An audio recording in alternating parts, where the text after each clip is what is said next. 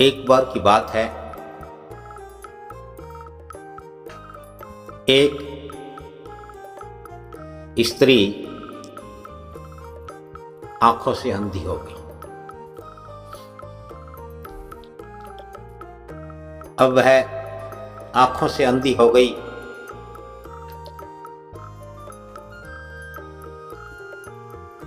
तो कुछ समय तक उसके बच्चों ने उसकी मदद की, उसको खाने में, पीने में,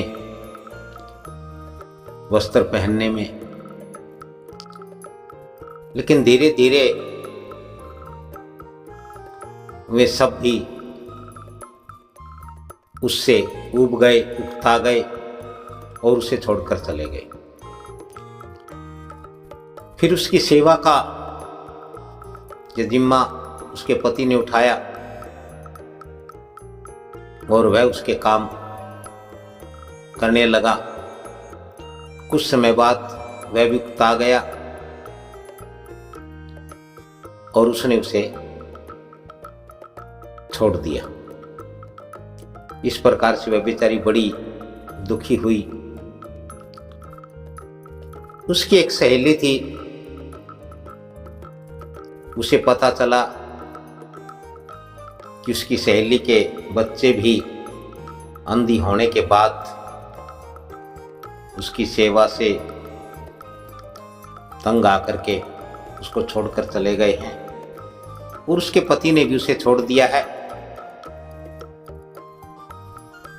तो वह उसके पास आकर के रहने लगी। कुछ दिन तक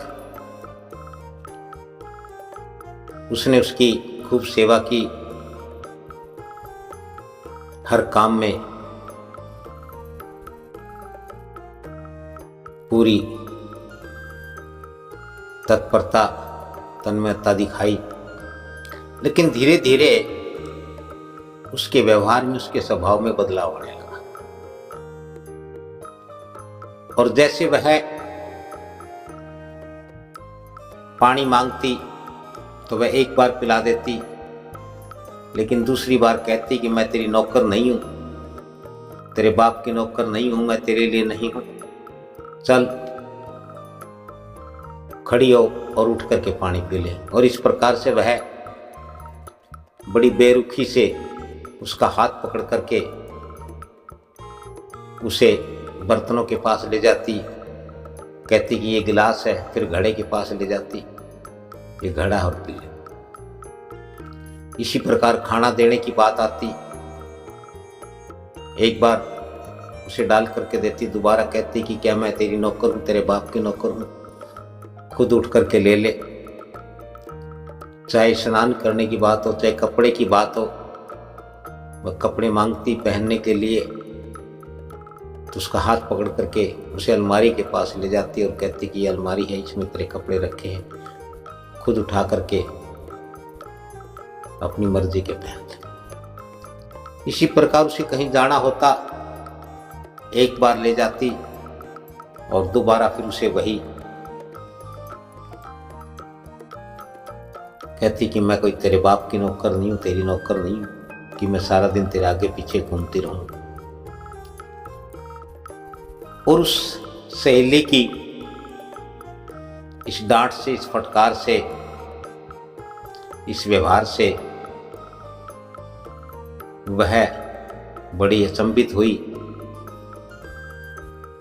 और कई बार सोचती कि शायद यह भी मेरे बच्चों की तरह, मेरे पति की तरह से मुझे छोड़ ना दे। तो उसने सोचा कि यूं तो ये जीवन नहीं बीतेगा, नहीं पूरा होगा, क्यों ना अब ये अंधा होने का कब तक ड्रामा चलेगा। अब अंधी तो हो चुकी हूं, कौन देगा मुझे हर रोज। जीना है तो खुद करना होगा या फिर मर जाऊं। ऐसा सोच करके उसने वह धीरे धीरे सारे काम करने आरंभ कर दिए। वह स्वयं उठ करके पानी पीने लगी, खाना डालने लगी, खाने लगी, अपने बर्तन रख देती, अपने बर्तन धो देती, अपने कपड़े अलमारी से निकाल लेती, कहीं जाना होता तो वह आने जाने लगी। और जब वह ये सब करने लगी तो उसे बड़ा सुकून मिला, बड़ा अच्छा लगा। और उसके समझ में आया कि जो तेरी सहेली है असल में वह तेरी सच्ची हितैषी है, वही तेरी सच्ची सहेली। क्योंकि यदि वह स्वयं ही सारे काम करती रहती और मुझसे इस प्रकार कठोर बातें ना करती, कठोर व्यवहार ना करती, मेरे साथ मुझे ना सिखाती, तो निश्चित रूप से मैं स्वयं काम करना आरंभ नहीं करती और मैं उस पर आश्रित रहती, उसके सहारे ही मैं अपना जीवन खराब कर लेती। क्योंकि जब मेरे बच्चे मुझे छोड़ करके चले गए, पति ने मुझे छोड़ दिया, तो यह भी आखिर कब तक करती। तो उसके एक खेल समझ में आया। तब उसने अपनी सहेली का सच्चे मन से धन्यवाद किया, उसको बड़ी दुआएं दी और उस परमपिता परमात्मा का शुक्रगुजार किया। और इस प्रकार से वह हर प्रकार से स्वयं के आश्रय, स्वयं के सहारे खड़ी हो गई। तो उसने अपनी सहेली से कहा कि तू मेरी सच्ची सहेली है, तू ही असल सहेली है, तूने मुझे जीना सिखा दिया, मुझे नया जीवन दिया है। और अब मैं भी इस घर में नहीं रहूंगी। और वह एक अंधों की संस्था में चली गई, जहां वह अपने तो सारे कार्य करती थी, वह अन्य अंधों के लिए एक मार्गदर्शक बनी। उन्हें अंधेपन से जूझने का, लड़ने का,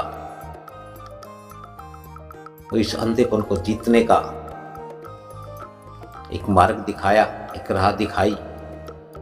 और उसने अपने इस कार्य से अनेक अंधों को सवाश्रित बनाया। उसकी सहेली की इस करने से यही लगता है और यही सत्य है कि आप किसी का सहारा बने, किसी पर दया न करें,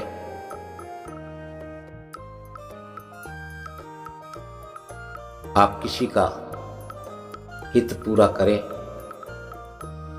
उपकार करें, लेकिन दया करके किसी को अपाहिज न बनाए।